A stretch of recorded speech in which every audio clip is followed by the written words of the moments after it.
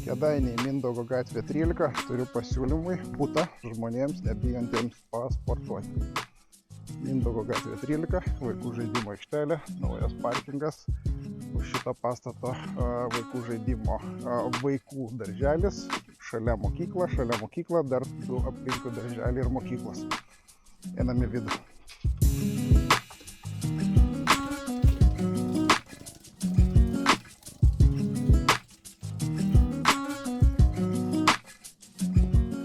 Taigi, štai ir mes. Čia turim 3 kambarių butelį po dešinę pusę. Tualetas.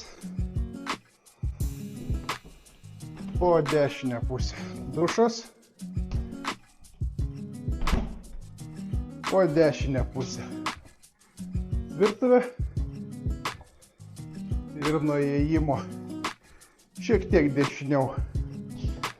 Turim vieną kambarį. Nuo įėjimo į kairę turim vieną kambarį ir čia turim dar vieną kambarį. Ir čia turim didelį balkoną.